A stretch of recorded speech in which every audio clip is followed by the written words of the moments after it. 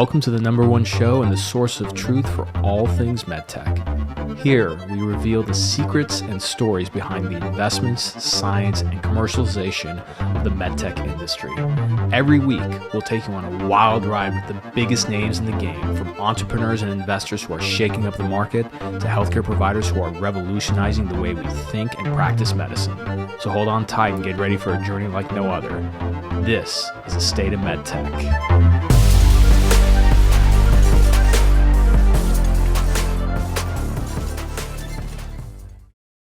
What's going on, everybody? Welcome back to the show. Now, I've spoken about it many times before that my mission, the mission of my company, is to change how we sell and market in MedTech. And that's a big mission because it involves so many different aspects. And it's really about how do we drive product adoption in a new and an effective way, right? Especially as we see big tech moving into our industry.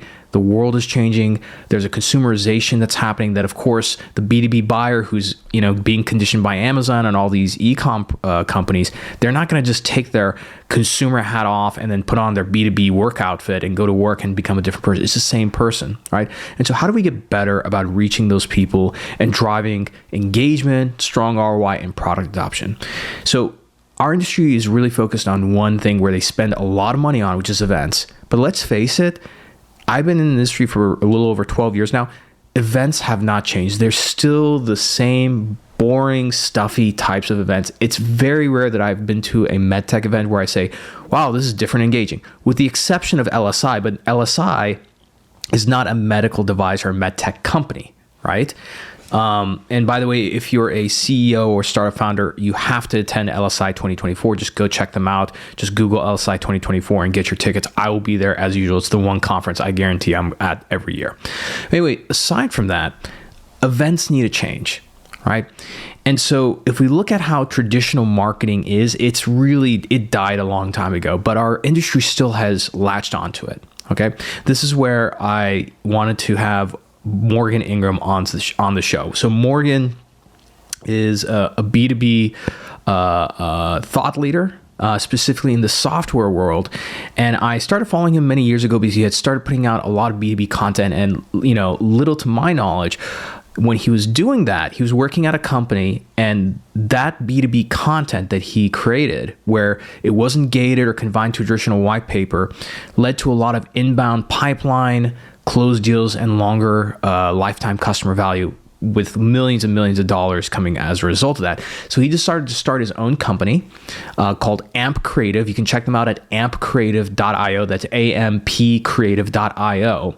And essentially, they transform customers and employees into brand influencers. Because if you think about it today, whether it's for a simple product or a B2B decision, we're influenced by specific type of influencers, right? We call them key opinion leaders. And even in our industry, the KOL of yesterday is not the KOL of today. The KOL of today isn't the person usually who's chair of a massive academic center, etc. It's often somebody you don't think of, right? It's somebody who might be in a smaller hospital or small practice in a rural setting. And if you talk to so many different med device companies over and over again, some of the key adopters of their technologies were those people, but finding them is so hard. I, finally met Morgan in person at the Dreamforce event, which is Salesforce's big event. And Morgan's company had essentially been engaged by Clary, which is, a mutual partner for us. Clary sponsors my podcast.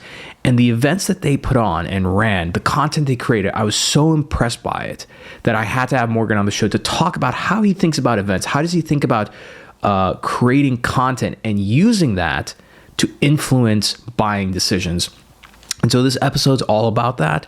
And the one question that I have is that when you listen to this episode, and I'm talking to you, directors of marketings, VPs of marketings, CEOs, who's going to be the first MedTech company to engage AMP Creative? Because I want to see more of these exciting, high-level, different and creative events and forms of content creation that we see in the SaaS and tech world start to come into our industry. And I guarantee you, the ones who decide to do that, man, you're going to not only have a really strong ROI, but more importantly, you're going to get that first mover advantage. So this is our episode with Morgan Ingram enjoy it. Be sure to follow him, Morgan J. Ingram, on LinkedIn. And before we get into it, just a couple shout out to a few sponsors. Number one is Clary. As you know, I tell you, if you have Salesforce as a CRM, you want to protect that investment because number one, you need good data to come in. Your reps who are out in the field are so busy. They often get data in at the end of the day or end of the week, which is not clean data. And then you're making decisions on that. Clary not only helps you automate data going in, but more importantly, takes that data and through AI, they're able to start giving you predictable pipeline and helping you understand what deals are at risk in your pipeline, which deals need more attention, and then predicting revenue. Clary is starting to own this category of revenue intelligence and, more importantly, revenue governance and collaboration. The reason why they call it revenue governance and collaboration is because they want to make revenue a team sport where it's not just something that's solely owned by sales or marketing, but it's across the entire organization. So go check out Clary at clary.com, CLARI.com, or check the show notes below. Get that demo. You'll learn a lot from them. Trust me. And the second one is, as we talk about, and this is why I had Morgan on the show, which is how do we use events to attract early adopters? Now, finding those early adopters to your products is one of the most important things because that will make or break your company. The problem is it's not always so simple, right? That's where we look to data. Now we have another problem. Most of the providers out there who provide the data sets on which surgeons or physicians have the highest procedure volume, prescribing behaviors, et cetera, cost tens of thousands of dollars a year. And then once you pay for it, as I've done in the past, they're really complicated. They're really difficult platforms to use. This is why I've decided to team up with Alpha Sophia. Alpha Sophia is a commercial intelligence platform made for medtech, specifically for startups and people launching new products, because they focus on helping you find early adopters. I've used their product many times just to figure out certain physicians to have on the show. So if you go to alphasophia.com/Omar, ALPHA sophia.com/Omar, you get not one, not two, but 3 free searches of any type of clinician or specialty you want, and they'll give you those reports for free. Plus, you'll see how easy it is to use their platform. And if you decide to use them, guess what? They cost less than my HubSpot subscription. Their pricing right now is only $300 a month. It's unbelievable how cost effective it is because they want to help startups. But let me tell you what, if you're a huge Fortune 500 company, trust me, they have pure pricing transparency. You can see this on the page. Plus, I'm telling it to you right now, if you're a huge company, they're not going to change the price for you. It's still $300 for you as well. So go check them out. Now, let's go on to our episode with Morgan J. Ingram. Enjoy. Welcome back to the show, everybody. So many of you have been requesting more marketing focused episodes, and I hear you. You know, we're doing more of them now. But one thing that our industry really built itself on, and it's something that is still going on today, is events, right? You know, before social media, before email and digital, like we ran product adoption specifically through events. But let's face it, I don't know about you, but I've been to a lot of different conferences in our industry. The event side is lackluster. And so I didn't really have anybody that I felt good enough to bring on the show to talk about this until I went to Dreamforce, which is Salesforce's event. I met our guest today, Morgan J. Ingram. We've been connected on LinkedIn for a while, been following him for a while. But him and his company, AMP, has put on this amazing event at Dreamforce. And more specifically, the thing that really caught my eye about them is that their whole mission is advancing the buyer journey through videos and events that actually drive revenue. And so after attending one of those events and seeing it for myself, I said, this is the guy that needs to come on and help me talk to my industry to make it better. So Morgan, thank you so much for joining the show. How are you doing today? I'm good, man. It's good. Good to see you again. It's good chopping it up when we were out there in Dreamforce. Oh, absolutely, man. Absolutely. So this is going to be an action-packed episode, as they say. But before we kind of jump into talking shop, maybe even give a little bit of background to who you are and your company and your journey for some of our listeners who are just learning about you today. Yeah. So people probably care about this a little bit. I went to the University of Georgia, so go Dogs. But to skip past that, we're going to go into like my first job. So my first job was a sales development rep, which if you don't know what that is, it's cold calling, cold emailing, social selling, all those different things to schedule meetings for our account executives or our sellers. So that's where I started out, and that's where I got into content. So I started a YouTube channel called the SDR Chronicles. I did an episode every single day for 7 months. And then I got promoted to an SDR manager, where that led into me getting 13 reps that I managed. And then I got founded by John Barrows, who's one of the top tech sales trainers in the space. And I was with him for 3.5 years, where I trained Zoom, Slacks, Snowflake, Google, whatever big tech company you probably heard of. I went and trained their teams from the senior reps all the way to the junior reps on how to build pipeline with cold outbound techniques. That's what I did. And I just realized that for my love of content and also for events, that I wanted to move into AMP, which is, again, talking about revenue focused video content and events and activations. And the last thing I'll say here is, and I didn't mention this because I wanted to go through the core background, but in college, where it really all started, I started an event company, which is funny why this is all for full circle, but it was a different event company. I was hosting video game tournaments on college campuses.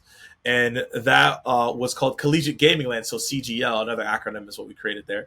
And that was a really, really good and fun time. And how I sold people on that is actually pretty crazy in itself. But yeah, during college, I actually ran that business. It was profitable, got some sponsors. It was a ton of fun. That's amazing. And by the way, just side note, correction on my part, it's not AMP, it's AMP. And I blame my industry because we abbreviate so many different things. I'm like, that's AMP. I'm like, no, it's AMP as in like amplify. By the way, I don't know why I forgot to mention this to you, but like in my journey, so I became the industry's first head of growth many years ago. And in that process, getting exposure to the SaaS world and everything, I came across your channel specifically, and it like hit me the other day. I'm like, oh, why didn't I tell Morgan about that? Because when I was trying to learn about SDR and BDR, you have a video about like the SDR role, but why is it like really a tough role and everything? And so like that was my first exposure to you, and I didn't put two and two together until like later on. But for those who are like salespeople, because in our world, the salespeople in our world are like full cycle, like they're the SDR, BDR, sales engineer, AE, all that, and customer success. Yeah. The whole thing. But I was going to say, for those of you, I always tell people, I was like, look, everybody wants to close deals. Nobody wants to prospect. If you really want to learn some stuff, go to his YouTube channel, which is the SDR Chronicles. It's some really good content there. But yeah, no. So, first, what's your take on events? Because it has to be that events suck across a lot of industries, not just mine, right? Please tell me it's not just mine. No, it's not just yours. The thing is, I went on a tour this year. So the majority of the revenue that we made, I said, I'm just going to go in person. I got to see it. It's one thing to hypothesize. It's different to go. So I didn't go to tech events. I went to a real estate event. I went to like just a overall marketing event, right? I just started going to different industries to be like, yo, what's going on here? And most events suck. And most people activations at booths are terrible. And I think it's just because people just see it as a checkbox. Like, oh, we need to go to X event. We need to go buy the space. We're just going to hang out and we're going to go do our thing. Or we need to run this conference. We get these speakers. We have no energy. We just have people go speak. So I've seen this over and over again. And I was like, this is not good. And so that's when I was like, it's time to change that. I love it. Yeah. And the thing about, people think I'm like anti in-person, anti-event. I'm actually pro for those things. But, they have to be done differently and better. I mean, look, for my industry, if you took, your average company, so not one of the bigger companies, just your average company. I'll use my company that the first company I was a marketing manager of, Mazor. We were publicly traded, but we're still a startup, right?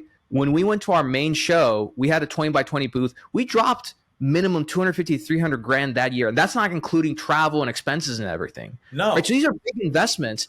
And at least when I was a marketing manager, I was like, it's not enough just to set up a booth and have some cool tech and just sit back and like hope things go well. And then maybe we'll just kind of like half-ass pull people together for a dinner or something, right? That's why these events have like negative ROI. But as negative as the ROI is, people still keep doing them. And they keep thinking like, well, if we just do it bigger and better next year, but it's usually bigger, but never better.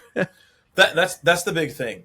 Just because it's bigger does not mean that it is better or optimize for the experience that you're aiming for. That doesn't do anything, right? I'm gonna give you a prime example. Have you been to Golden Corral? I absolutely have been to Golden Corral. Okay. Golden Corral has more food. Is it better? That's a great point. It's not better. Go to Nobu. Right. With that limited menu. Right. Because that's going to be really good. Right. And so a lot of people out here are Golden Corral in it. And I have no hate against Golden Corral. Golden Corral is great. If you go with the family, whatever, like we do it. But like, I'm not expecting great food, like top shelf Michelin's. No. And that's what a lot of people do right now at events. They're just like, oh, well, we just make it bigger. Well, that actually doesn't help you at all. When you look at different industries, what do you feel like is one of the most common mistakes that you see over and over again that make events suck? I think it's the common mistake that happens in go-to-market, which is the marketing and sales team aren't talking to each other. Let me give an example. Man, double click into that one, please. So our premise and what we're looking to solve isn't just make better events. That's not the reason we're going down this path. It came from my experience as a sales trainer, realizing that outbound is dying. And then because I work with marketing teams as well under a lot of branches, traditional marketing is not effective. If one of those is bad, the whole thing is bad. And I'm going to explain how this happens.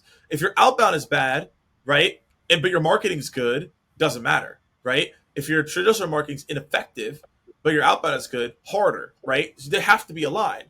And so what happens is that when they go to a booth, there's no activation at the booth. So you're not able to get enough traffic to the booth in general, right? Because you have no activations. You have the same thing you're doing. You have the same socks, the same koozie that everyone gets, the same coffee cup. I got a million coffee cups, right? And the same shirt. I don't care about any of these items, but every company gets them because they feel like, oh, we need to get them. But does it really do anything? It doesn't. You're actually wasting money. So the marketing team doesn't help the booth at all for activation standpoint. It's just a normal booth, right? And there's no communication on that. Then the sales team isn't prepped accordingly because they're just sitting at the booth doing nothing. So you have nothing coming in and you have no one going out, and you spent $100,000 and you scanned and you have a quota to go scan the badges and you're getting nothing from it. I don't understand this. Yeah, you get garbage leads where they're coming by the booth for a tchotchke's item, and then sales, like in our world, this is why sales hates marketing. Sales is giving these leads. They spend weeks following up with these leads, only find out that they're terrible leads, and they wasted a third of their quarter chasing something down. Exactly. Like, it's terrible. Off $100,000 to $200,000 investment that you just threw down the toilet. Exactly. And then there's not enough scrutiny around these things. Meanwhile, it's like, hey, we're considering, I don't know, like a $2,000 social media campaign. What is the ROI on this? Has this failed? It's like the industry is like really strict about like new things that obviously should work. And it's very rare that they say, it's not that this thing sucks, it's that we suck. Yeah. I'll tell you something. You'll appreciate this analogy, but like everything you just said, I'd like to summarize in this one thought. If you took 9 pounds of trash and put a pound of ice cream on top of it, would you agree you get 10 pounds of trash? Yeah. Okay. What if we took 9 pounds of ice cream, just delicious top shelf ice cream, and you put 1 pound of trash on it? You end up with 10 pounds of trash, right? And I think that a lot of times this is the thought, and I think it's a great point about the activation between sales and marketing is that it's like, oh, we can do a really good job on one side, but if you said it best, if one part sucks, it's all going to suck. Yeah, it's just not going to work out. It will not work out. Yeah. So you have a really good framework. I would love for you to kind of go through it just to sort of educate the events people who are listening to this, also the marketers. And again, the MedTech marketers, I love you, but I'm just going to say it again. The majority of you are product managers that do marketing as a hobby a couple times a year when we go to the conference. We got to change that up. That's why I have people like Morgan coming on the show. See, even my son is pissed off. He's yelling in the back. He's not about it at all.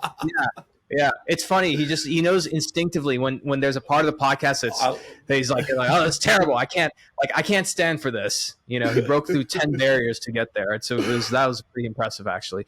But, I love it. Morgan, you have a framework that's very simple. It's pre-event, during the event, and post-event. But can you walk us through how these people need to start thinking about it and taking action on it? Yeah, so I treat this as a sales cycle. And what I tell people is that content is just a salesperson that's operating 24/7. And so when you think of it that way, then it's like, okay, but how do I get it to operate appropriately for 24/7? Because you don't want someone to work 24/7 and they get no return. That's not going to be good. So the first thing you have to do is figure out what audience are we trying to get in front of. So if we're going to this conference and we have this booth, who do we want to come to the booth? Everyone should know that and be briefed. There should be like a film. There should be like a game film room. Like, these are our 5 buyer personas. If someone comes up and they're not, yeah, go ahead. It shouldn't. Do you agree that the answer to that question should not be everyone? Like if we're like, there's a major spine it's happening in LA. It's the big one of the year. It should not be every surgeon because not everybody's a fit for your product. I don't care who you are, right? No, exactly. So for the marketing team and the sales team, you got to come together and figure the segmentation. Let's say there's 5 buyer personas. Then it's like, what are the questions that we need to ask at the booth to make sure this person fits in somewhat of the criteria? If they don't, we should not be scanning their badge. Because now, again, we're putting more garbage in and you're going to have a massive bag and it's going to fall out. So that's the key there is what's the audience segmentation? And then because now once we understand the audience segmentation, then the next part is what is our content strategy deployment and how will we activate? So at our booth, what type of activation can we do that appeals to this audience?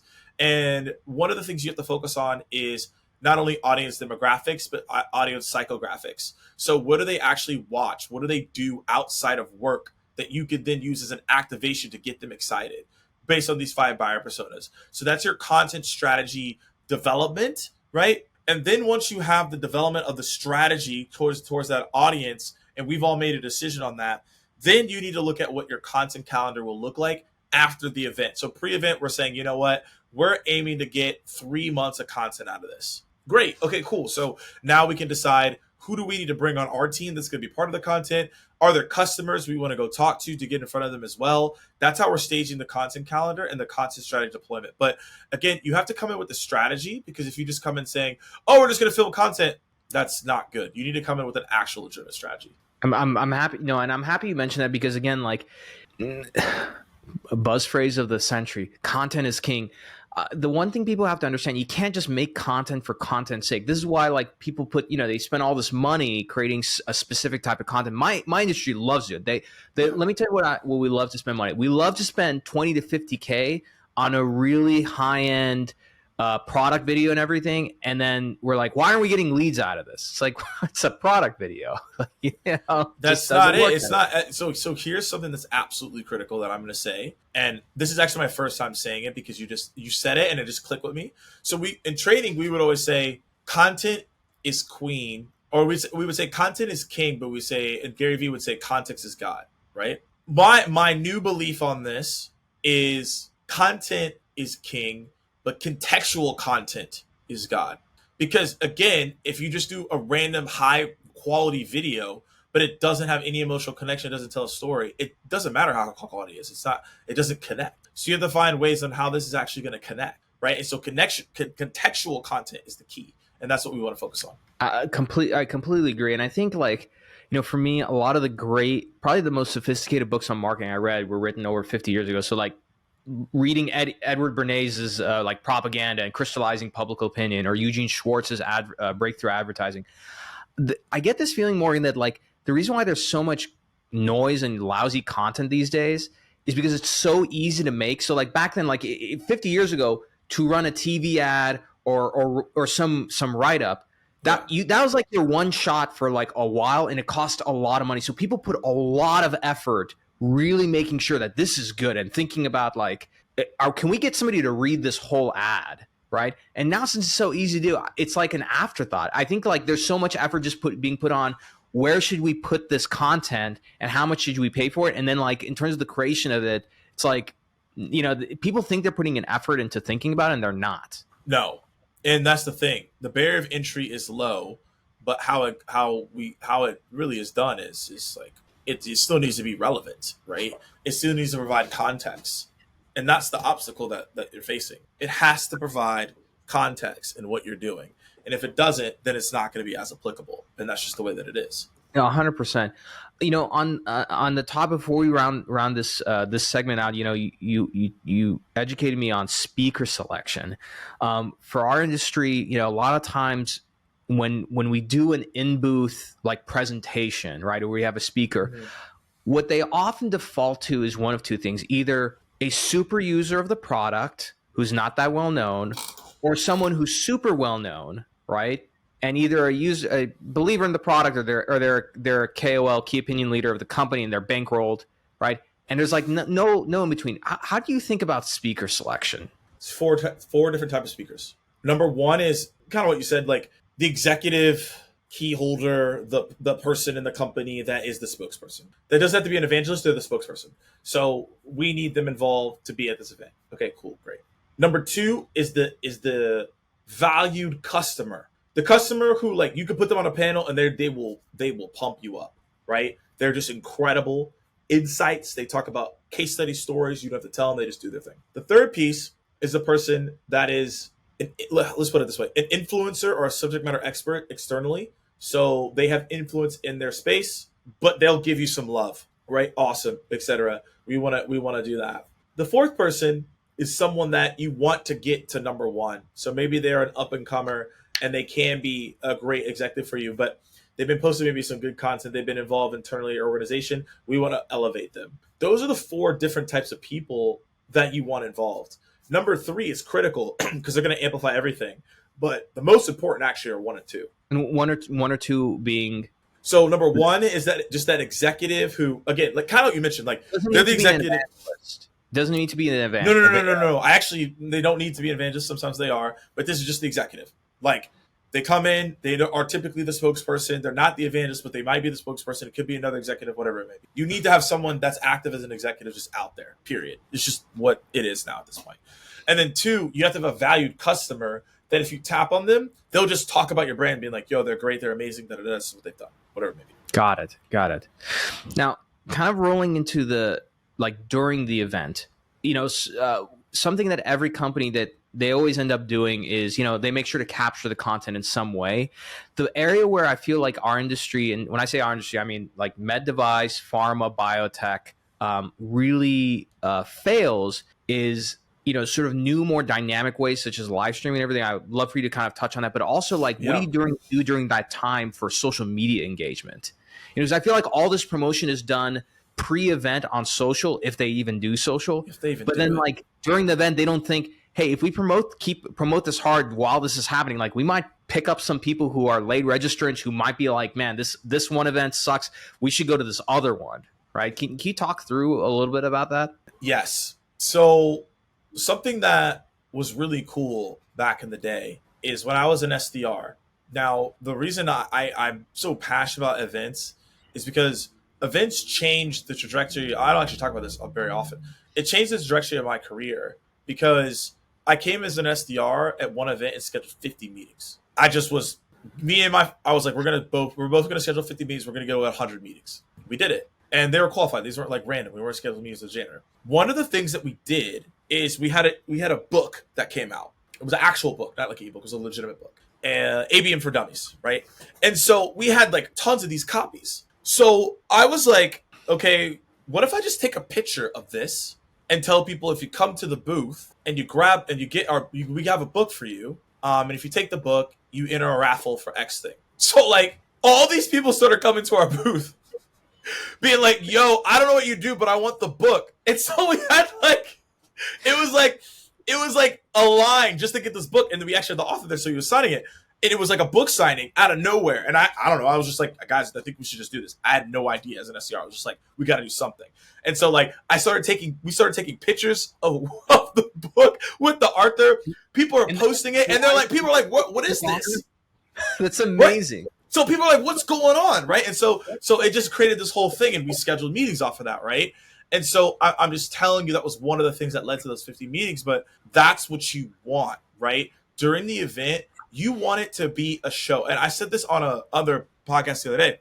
If you're a marketer and you're not coming into the event being like, we need to be the most trafficked booth to the point where our other two booths that are next to us, whoever they are, we're so crowded, we're taking over this entire spot. That's the energy you need to have with your booth. And not because I'm coming in a savage way. It's because you're spending so much money.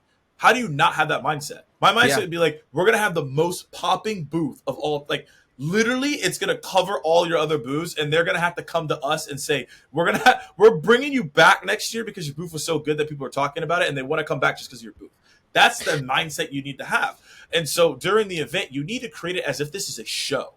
And so you got to have something like that where maybe people are getting something signed, if you can do that, and maybe you just came out with a new ebook and you can make it a book. I'm pretty sure you could do something like that, and people would vibe with it. Also, as well, something we're doing as an event activation that's happening next month, and I'll have more details on it as we do it. We are literally creating a live show similar to Hot Ones at the booth.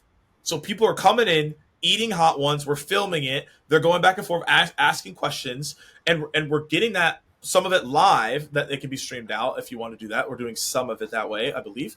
And then from there, they get a raffle. So if they finish all the wings, they can get inserted into a raffle to go do something. That's what people want. People want to be a part of the experience of what your booth can be. And you have to treat it. I mean, again, I've been to a couple carnivals. You have to almost treat it as like it's a carnival booth. Like, I can go here and like potentially win something, and not like the cornhole stuff that people are doing. We're way past that. I'm talking about like you're getting content and there's a show, because guess what? People, what we just determined, want content. So if I think about it, if I could go to a booth, I could be entered for a raffle for like a vacation or something like that. I can also get the content moving forward. Why would I not go to that booth? It's going to be flooded because people are going to be like, what's going on? And so that's the way that you should think about during your event. And you also should be sharing in real time. So your account should be sharing. You should have 2 people maybe at the brand that are sharing personally what's going on, giving updates, recaps every single day. People got to feel like they're a part of the journey. So they're like, next time that this booth comes, whatever event, I'm coming to hang out with these people because they are clearly know what they're doing. So during the event, you got to treat it like a show. Oh, absolutely. And, something that this is why I talk to salespeople, because like, you do marketing just like me. Like, paid marketing is becoming more and more and more difficult. If you just look at LinkedIn alone, company pages, even when you pay for it, it doesn't get that reach. No. Organic through individuals is so much better, which is why like I think marketing's most valuable asset is actually the sales team, and building up their presence online so that they can amplify these things is so important.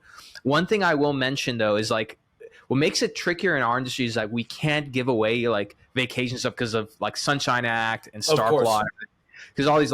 But there's other things like, doing a book, for example, like on clinical publications. There's just so many things that can be done. I mean, I'll give you an example of something that like the conference people are going to be pissed, but it's I stick to this. Don't spend money on email. Like they try and sell the email list for the conferences for like $3,000 to $5,000. Right. And I'm like, instead of spending it on that nonsense, spend which is an outbound motion to people. Like, look. I don't know about you, whenever I get a message from somebody, no matter how relevant what they have is to me, if I've never heard of them and they show up in my inbox, the first thing I think is like, who the F is this? And second thing is like, report spam done, right? So my thing is like, build something of value that people want to show up and get, right? I got to share this, just a quick like sidebar though for you. So pre-Stark Law, Sunshine Act, those are the governing laws about like you can't, like if you give a doctor or a clinician something worth more than $12, everything is reported. Okay, got it. But back in the day, like pre-2000, it was just like Wild West. And so, and especially in big pharma, like medtech was wild, big pharma was insane. So I was catching up with somebody the other day who was in big pharma in the 90s. I'm like, man, what was it like? He's like, dude, at the pharma show. They used to have things like Pfizer had a Formula One car and the Formula One racer there to meet people. The booth next to them, they didn't remember who it was, but they had, Phil Mickelson, the golfer. Yep. That Phil Mickelson like teaching like chip shots or something, and then one of the companies, I can't remember what the name of the company was. That year they were doing the conference, like the industry conference in Irvine. So one company rented downtown Irvine. They rented all of downtown Irvine, and all the restaurants had like top shelf vineyards and wineries from Napa come and display, open to all, open tab the whole night. Like this one company, all downtown Irvine. The whole downtown? Yes. The whole downtown, man. Oh my God. The whole downtown. Because, like, if you think about it, back. I mean, it upsets me because med device and pharma are very different. Med device, like, you're in the OR, you really need to know what you're doing. In pharma, no offense, pharma, it's like you're a glorified caterer. You're showing up, you're giving people food, and you're trying to get like a few minutes just to give a presentation. So you watch the Netflix show Painkiller, like how they're like showing up to the doctor's office and they're like, doctor, you're not prescribing enough, blah blah. It was like that. They're the best friends of the doctor, the staff, and everything, and they bankrolled everything. Safari trips. It was wild time, man. It was a wild time. Wolf of Wall Street stuff. Yeah. That's next. Yeah, that's definitely next level. Yeah, but just to kind of bring it home back to your point, you don't have to do that obviously because it's not legal. But you can put some thought into producing. Like, look, that ABM book. People showing up because that's a problem they wanted to solve. Yeah. Right. And like, I don't think it'd be too difficult for a company to put together a simple book like that on like clinical techniques, something that would Yeah, make people want to show up, you exactly. know? Very simple. Not these safari trips though. No safari trips. I would love the safari trip. That is insane. We missed the Hospital, boat. man, the hospital execs are also, there's a huge, actually they're out of Nashville, HCA, the biggest for-profit hospital corporation in America, massive. They got in a lot of trouble. It was like 15 years ago because they were doing these like executive offsites and they were like extremely lavish safari trips, like over the top kind of stuff. And they're like, that's our executive. Why is it always a safari trip? Man, because it's safari trips, man, they're awesome. You know why it's always a safari trip? Because it's like, and it's in another country. It's like pseudo educational. It's like, oh, we're gonna go like look at animals and stuff, but like in that process, you can throw a lot of money around that's unaccounted for. It's like, oh, we're in another country. We can, we don't have receipts for that. Yeah, we know what's going on. Yeah, exactly. Before we kind of go to the post event, like anything else that kind of comes up comes to mind, like for the pre-event. Look, selfish plug here. Again, I mentioned in the intro, I'm mentioning it now. I have no like financial affiliation with AMP aside from the fact that I just love what you guys do. Yep. But my thing is like, don't do this yourself. Like you have enough to deal with the day of the event, pre-event, everything. Hire somebody out like Morgan's company. But the day of the event, Morgan, like aside from what we just covered, is there anything that kind of comes to mind where you're like, this is one area where a lot of people drop the ball? So this is something where when I say this, you don't have to be gimmicky because people do get very gimmicky here. But you need to have some type of unison on a uniform. I find this to be very, very important because people need to know what you're about. And so if you look at like people of excellence, they just have a way that they carry themselves so you know that they're in the room. So I'm not saying that you need to come, because some people go crazy, right? Some people come in with like peacock suits and like crazy hats. Like, I'm not saying you need to do all that. I do believe it's important that you act in unison so people know, okay, this is what this company's about. But allow in the unison for individuality as well. So I'm not saying everyone needs to wear the same thing, but it is something to think about. Because if you do have this like uniformed approach where it's like, this is how we approach things, this is how we do it, here's how we all vibe, everyone clicks with that, right? Because you're moving as a unit, you're moving as a team. It allows you to cover more ground, right? When you're in conversations, people will remember you as, you're with them, right? I do believe that is incredibly important. If you think about any unison, or I don't want to bring this in too much, but like gangs and things of that nature, like in the olden times, they all had certain uniforms that they would align to because people knew, that's what they're about. Like that's the status that they're bringing. That's the credibility, whatever it may be. So I think everyone needs to think about that during the event. And here's another thing during the event that you need to pay attention to is how can we make sure that the content, right, at the event that they're talking about, how do we, basically in our own content, how do we make sure that we create our own content off of that? And so what I mean by that is there are different speakers that will speak on X topic. All the people in that room are your buyer personas. So how do you make sure that you're creating the same content that they're speaking about on stage? Because obviously that's going to correlate to like how your booth is going to be set up, what content you're creating, because they're already talking about the conference. So if they already talked about the conference and they see someone talking about it and it's your booth, they'll come to you because there's additional answers outside of that talk that happened. So I think day of the event, come in uniformed. I do believe that content capture is important. I think you need high quality content. It's what we come in and do. We capture content for clients that's high quality. You could get iPhone if you want to, but I think the high quality is important because that quality is going to be important for B2B brands and the people you're looking to get in front of. They're not going to want, generic video edits too. So I think all those things are important to put yourself in the right spot. Yeah, and something very simple. Again, like a lot of times, like I'm trying so hard not to mention companies. Like I'll go to a really nice event where I'm like, wow, this was really well done.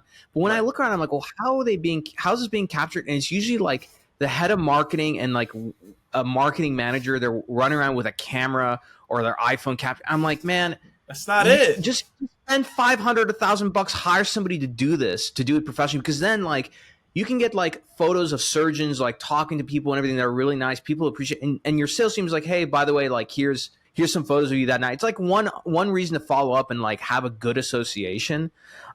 I have kind of an interesting question. I'm wondering because I feel like in the world of marketing, especially events, there's an art to it. There's definitely science, but there is an art to it. So I'm going to give you a scenario here.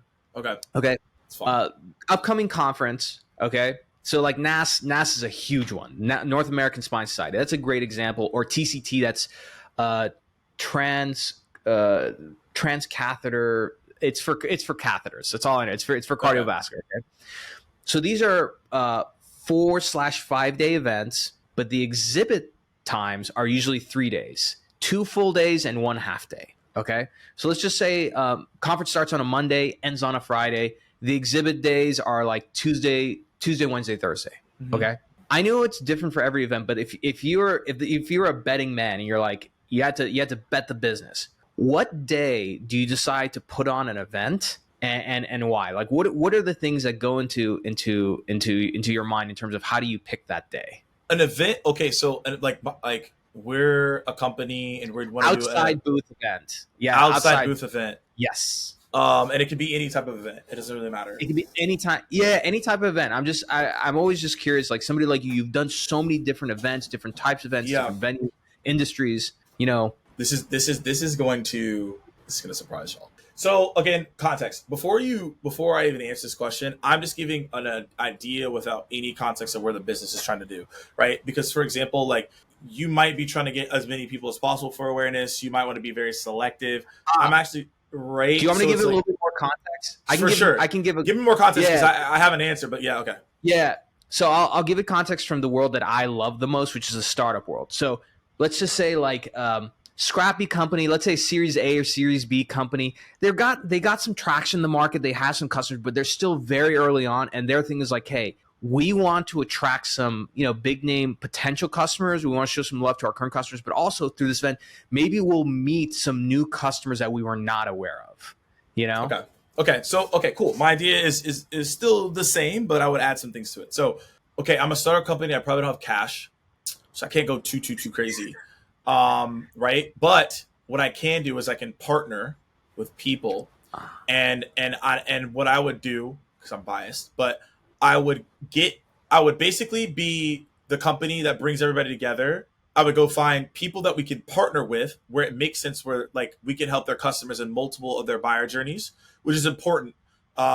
When you partner with someone, you need to make sure that you can impact their buyer journey and vice versa, right? So that you can come in as a power players together. Side note to that. So what I would do is I go find partners. Let's say I go find 4 to 5. And I say all these ideas because there's things that we're going to do and I just haven't seen it. And I'm like, I don't understand why people don't do this. It could be like a money thing, but like it actually just makes sense. So most people just run a dinner or a event, both. And here's why. So what we would do, there's a dinner. It's at 5:30, 6 o'clock. It's like a 2.5 hour dinner, right? Right when the happy hour of the event occurs is right at like 5 o'clock, 4:45 in most of them. So I know you got like 30 minutes, 45 minutes. If I start at 5:30, 5:45 to get to where you need to go, maybe it's 6, you have about an hour, right? Just to transmit yourself, transcommunicate yourself, right? So once I do that, I'm going to partner with all these different people and we're going to invite current customers and potential customers. Why? Because if I have current customers in the room, they're going to be fired up because I give them a nice dinner. But if there's potential customers in the room, I don't have to say anything because they're going to sell them. And now they're doing their thing. I don't have to do anything. I just have to be like, here's the conversations. I'm just facilitating. Hey, everybody. Boom, we got customers here, current customers. We got partners. Boom. Partners are fired up. Customers are fired up. Potential customers get a dinner, whatever. But the customers are telling them what's going on. We don't even have to do anything, right? Then once that experience is there, everyone's going to come out of that pretty fired up. And what I would suggest during the dinner is to tell people like, hey, like, it depends on how many people you have. If it's like 20, 40 people, go maybe split it up. You have conversation starters, right? Maybe you go out of the room. Hey, everybody tell your story real quick. We all want to hear what's going on. There's so many ways you can do it, but there's an example. Dinner ends at like 8:30, 8:45. Now, same people, same partners. You have another event that's about to happen, right? And it's just a larger event, more people, right? Let's just say it's like, I honestly would do a silent disco. Why? Silent discos, you can still talk to people. So the music's going on. You take off your headphones. You've been there before. I can have a conversation with you now. And again, I'm partnered with people, so I've lowered my costs. Plus, you're probably going to be like the party of the night by having a silent disco, right? You get your disco DJs going, etc. You probably again split the cost there, and then now anytime you want to have more conversations with potential clients, you need to close a deal or whatever. You don't have to yell and scream. It's a silent disco, so you can have a normal conversation. So that way, you did something that was different. Brand awareness is high. You did the dinner to have those intimate conversations, and then boom, you do it from there. The day I would do it would be Wednesday night. Typically like that's the first day, so people are kind of like all over the place. I do it that night right before the half day because that's when people are going to go all out. So you might as well grab them at that point, and then you go from there. That's what I would do. I like that approach. And so your thought is doing the evening of the first day, going into the like well, the no, second day going into the third day. Oh, got it. Yeah, I totally agree with you. And you pointed out something that's really interesting because, like, you know, a lot of my education, this is how I come across your channel many years ago and everything was, you know, I started to look outside of my industry because I was like, man, this industry sucks at a lot of this stuff. Like, so I was getting exposure through just coincidentally through tech and the entrepreneurial world. And something I saw very often in SaaS is like a lot of partnerships. And for some reason in our industry, they're very, like, I'll give you a great example. Like a robotics company, you know, robotics companies, they don't usually sell implants, but there are implants that are used during those robotic cases. And I've never seen too many companies where they're like, oh, you know, this is a company that works with our customer. We're not competitive. We should partner up for an event. Unless it's a formal thing, it's kind of rare to see that happen. But it makes so much sense because it's better to do that and have like one really good event versus two companies put on two mediocre events. Exactly. You know? Exactly. And like, again, you got to make sure they're a true partner, but that's what's going to help you in the long run. How do you determine if they're a true partner? What's, you know, if you're advising a company, how would you help them, you know, identify a true partner? I think everyone, this is how I see it. I think everyone might be seeing it differently, but I think number one is you have to be aligned on values. I think that's key. I think I wouldn't just like want to be with someone just because, oh, cool, we can vibe and hang out. Like, no, like we have to align on our values, right? I think that's incredibly important. And that's would be the first thing that I would focus on.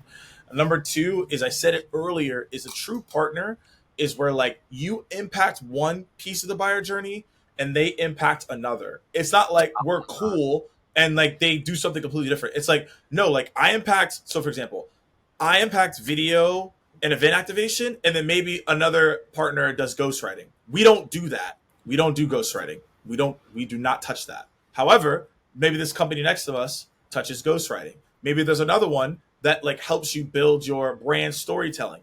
We don't really do that. You need to come prepared with that so we can amplify it. So that's the way I'm thinking about it, is that like throughout the buyer journey, how is that applicable? Because guess what? If I'm working with a client and they're like, decide, you know what? Hey, we're doing these event activations are crazy, but we want our CEO to start doing ghostwriting. Morgan, can you help? I could, but that's not me. So now my partner could go do that, right? Or they're like, hey, you know what, Morgan, we're trying to get deeper into, you know, X thing right now. Okay, cool. Well, I can hand it off to that person. So the buyer journey is all the things that you know that is going to come up, but then you have to hand it off because you don't handle that. And you find partners to fill that gap so then you all can grow together, which most people, they don't think about it that way. I completely agree. And I think that, you know, the industry, for it to really elevate and sort of evolve its strategy, these kind of things are needed. And especially, I mean, just, I don't know. I don't think it's coincidental, but like, you know, the founder of AOL, Steve Case, wrote a book called Third Wave, which is really, it's really about the third wave of technology, which is these days, and you see it like with Amazons and Googles of the world, nobody can do something by themselves. So partnership is like really the key. And I think it sort of trickles down to a lot of things, you know? So you know, post-event, this is the other area where a lot of the balls are dropped, where at least in our industry, even when a really great event is done, it kind of like lives and dies that night or that day. And then post-event is just like kind of slimy follow-up by salespeople. I hate to say it. It's like, hey, you know, I know you went to this event. Hope you enjoyed it. Saw you did. Yeah. What's your take on post-event? Like what should companies be thinking about and focusing on there? Well, most people's post anything, they just let it die. So I say number one in terms of not letting it die is like post content from your event. So again, we talked about capturing the content. Now you need to set up your post content. How often are you going to post after? How frequent will you have that be? And how often are you going to make sure that you check on that content and use it moving forward? Most people From are that just event, from right? that event, like you could get Oh, a ton out of it. And most people just stop because they planned the event, they did the event, now they're done. I'd sit on the couch, it's over. I get that. can I ask you a question? Like, do you feel like in order to have a good runway of content post events, you can promote it? It's not enough just to do like a fun dinner slash party. Like, you should have some like a presentation or speaker or something. Because otherwise, like post event, all you have is like party videos and photos, and that Well, that can again, only it last goes back so to long, right? it goes back to the pre, right? Did you get the right speakers, right? Did you set up your shows correctly? Did you do those product? It's going back to the So pre, right? It's going back to what I let me said. so if you went, I mean, there's a part of me I kind of want you to come hang out with me at one of these med device conferences so you can see how bad it is. I gotta So go. if you went to a conference like one of these med tech companies and you see that they put on like some really big over the top dinner. There's no speakers, no nothing. It's just like, hey, we just want people to know that we sponsored this dinner and they're going to show up and have a good time. What would your reaction be? I would be very, very disgruntled and disappointed because, like, yeah, you got that, you did that, but think about all the dollars you could have disseminated that into other areas and gotten more out of it. You could have like done something at the booth. You could have filmed other things. You could have done other stuff. Now, if they come back to you and say, "Hey, well, we sponsored this dinner. We got a multi-billion-dollar deal." All right, cool. Well, then fair play. But for the most part, I highly doubt Highly that's. unlikely. It's like highly doubt that's happening. So that means that what you're doing is just a waste of money because you could disperse that in other areas and have a higher compound effect. Because guess what?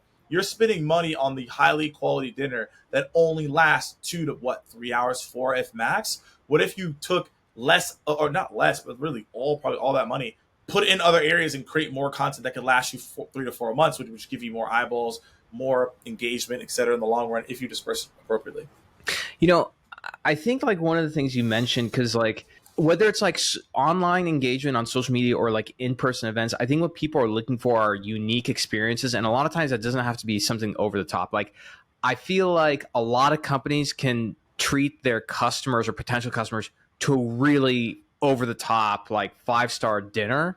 But not everyone can do, let's say like a silent disco, right? Or like do something that like, Tell you, silent disco's a banger. work. Yeah, it may not work, but like, man, I would, and for those, if anybody does not know what a silent disco is, it's literally like you have a DJ or somebody producing music, but in order to listen to music, you have to, you get headphones. So like you'll see a dance floor with a bunch of people with headphones, listening, dancing, everything, but you don't hear anything unless you have the headphones. I don't know. What I like about that is that it is a risk, right? Because like you don't know how people are going to react to it, how many people are going to be into it, which is why I think it's important to have like outgoing salespeople who get people into it. Right. But it stands out and it's memorable versus like I don't know. I went to an event. I was invited to last year by an orthopedic company, and it was a really really over the top dinner. I just remember the food was good. Like I don't really remember much outside of that, to be honest with you. Right. Right. And again, like you're going all in on that one dinner that, may or may not be impactful and you could go put it in other areas. No, 100%. So Morgan, just like in wrapping up, like what are sort of your final thoughts when it comes to like events and more specifically like revenue driving events and videos that you think about that, meta companies should be considering? Yeah, I think when it comes down to it, we've mentioned a lot of ideas and you can piece them together on what you believe is contextual for your industry. But when I think of like these revenue generating events, I just think about what would I be excited to attend that gave me such a good experience that I want to do more. And I always go back to this company, whether you like them or not, because they do a good job and they set the precedent, which is always Disney. It's like, look, like, there are four in Disney World. There's obviously Disneyland, I know, and Anaheim. But when you go to Disney World, like there's 4 different types of worlds, right? Like you could go just buy one ticket to one of them, but most people buy all of those tickets because of the experience that it brings, and they continuously buy more once they're in the park. So you have to think about what can we bring that's different to our audience that would get them engaged, edutainment, whatever you want to like to call that then involves them to want to do more. So cool, we have this thing at our booth. I bet you if you invite them to a party, they'll go to the party. party's fun. Okay, maybe you can get them the buy. You see where it goes. So I think it's like, how do you continuously engage with the buyer, and how do you advance them through the buyer journey? Which is why we talk about event activation. They're at a stage of the buyer journey, but through your events in the video, you can accelerate that. And it's thinking, how can we not? You don't have to go over the top, but how can we do something different than everyone else so that people lean into what we're saying? No, 100%. And that just remind you, I haven't mentioned, actually, this is the first time I'm mentioning you, just reminded me, but just an idea, because I know that on this show, like there is a young marketer listening to this and trying to figure out a way to get their company to do something. Many years ago when I was at Petro Medical, which is a predictive health company, we wanted to get like some really big name nephrologists together. And the idea that we had with my VP, a hidden upstairs venue, right? So we rented out that venue and we invited all these nephrologists, and it was like an invite only thing. And it's like, hey, we're going to talk about the future of nephrology. And we went through a presentation about technology, how we're solving things. We'd never met, didn't talk about a product or anything. And we just brought people together to have like these in-depth clinical discussions. And it was a hit. People loved it. And like the best part was like a lot of the people who were there, they were like, hey, can you tell us more about what you guys do? Because we loved the setting and everything, but you guys didn't even pitch your product. And we're like, yeah, we didn't want to. We wanted to just bring you all together to have like an evening like this. And so I think like, I don't know, my recommendation to people who are listening is, again, just my 2 cents is I had a very selfish reason for having you on the show, which is I want people in my industry to do things differently. Set a meeting with Amp and Morgan, talk to their team. Maybe you end up doing something, but at the very least, I can guarantee you'll leave that meeting with like minimum 2 or 3 really good ideas. And whether you decide to execute on them or on your own or hire Morgan and his team, that's up to you. My 2 cents. Don't be stupid. You have enough going on during the conference. Like hire some experts to do it. Morgan, before we wrap up, I like to do sort of rapid fire questions. You got a few more minutes to do some rapid fire questions for us? Let's do it, man. All right, sweet, man. So you can take as long as you want or as short as you want of this.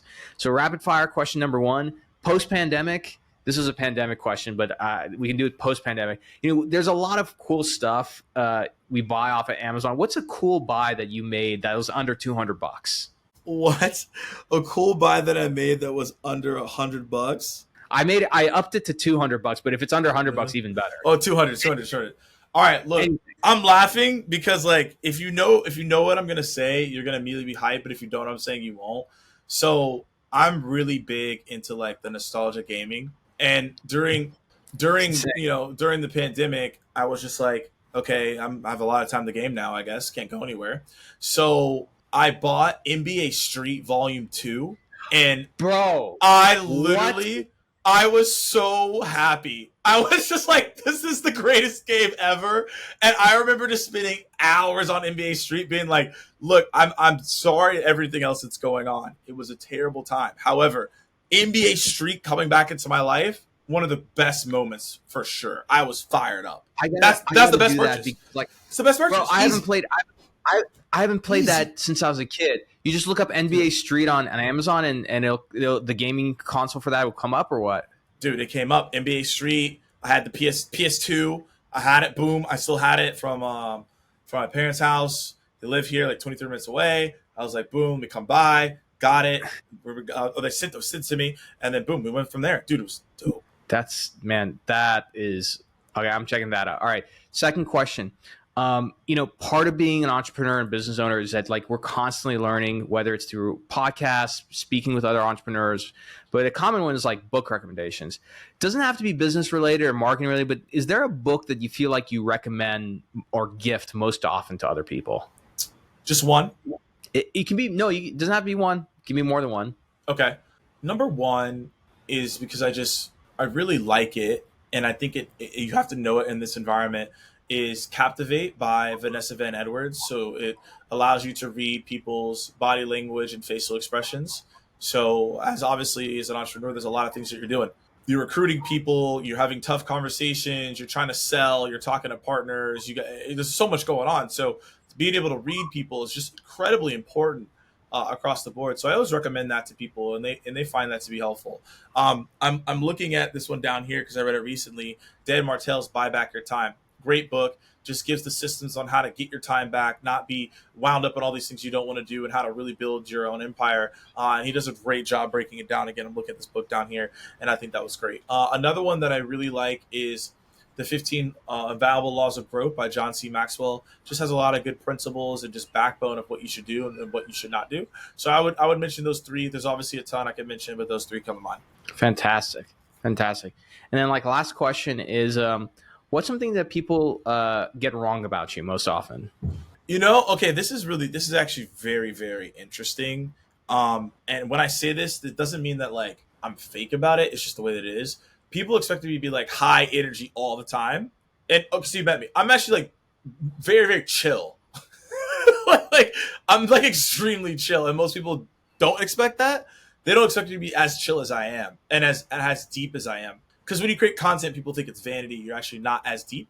But no, I'm actually extremely chill, a very deep person. Like I'm actually not like, I do all this stuff all the time. I keep it very, very chill. So that's something that I would say. Fantastic. And then the last one, which I've been kind of like shy a little bit. I'm not shy about a lot, but I've been shy about this one. But I did a few episodes back, and the audience and the guest was like, "Yeah, you should do that more often." So you get to ask me any question, and I'm going to answer one question. You can ask me literally anything. Any question. Any question, yeah. Oh, okay. All right. Maybe part of my shyness is the fact that I have no idea what's going to come. But yeah, you know what's going to come. Okay, let's stick. I want to stick to a question that I asked people a year after the pandemic, and I think this question is actually very important now. What is something that you learned or uncovered about yourself during the pandemic that you realized you needed to change? That's a really good question. So this is going to be a bit deep, but you asked. So I think the thing that I learned about myself during the pandemic, and less about myself, but more about the world, is that the difference between perception and reality is there's really not much of a difference. And the universe is mind, everything is mental. And so the more you act like the way you want to become and act as if you are already, the more your world will change to kind of meet that, right?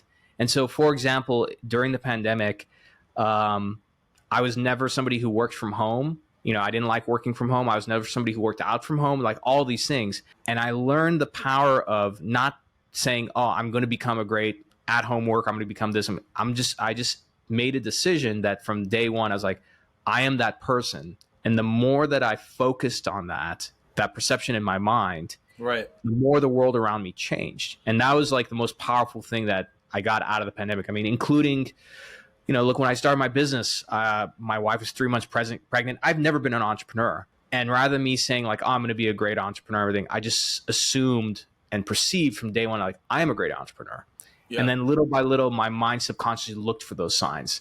So I think that was the thing. During the pandemic, I had this thought of like, you have to build towards something and you got to do this.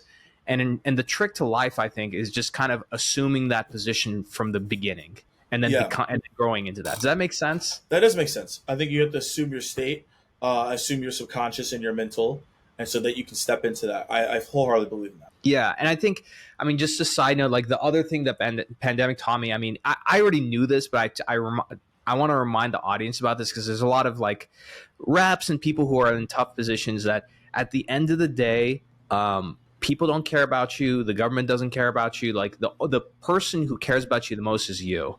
And so if you don't like the state of things in your life, if you don't like what you're looking at, you should take radical action and change that, I feel that I'm just very big on like extreme ownership, man. And that's why I resonate with you. This is the first time we've had a deep conversation, right? Like we talked at Dreamforce, but just through your own content and what I read about you, like I was like, this guy gets it. Like as I say, game recognizes game. Game recognizes game, man. I appreciate you sharing that for sure. Absolutely, man. And thank you for the question. So Morgan, before we hop off, I'm leaving links in the show notes below, but where can people find you? Yeah, so Morgan J. Ingram, LinkedIn, and on YouTube and all of the platforms. And then if you want to hit us up, it's just AMP. If you want to see us there on LinkedIn, and then also ampcreative.io is our site. So yeah, if y'all want to have conversations on event activations, we're here. Perfect. So be sure to go ampcreative.io. Yep. Perfect. Go for those driving ampcreative.io. Go hit them up. Go check it out and have a conversation with Morgan and his team. So that's been another episode of the State of MedTech. If you've been listening to this show, be sure to subscribe, number one. And number two, we are the number one show in this industry. I'm trying to move up the charts in medicine. Andrew Huberman, I'm coming after you. But be sure, if you listen to the show, Give us 5 stars, write a review. We crossed over 100 reviews on Apple just a few weeks ago. That was a huge milestone. Let's get to 1,000. Thank you all for listening, and we'll see you all next time.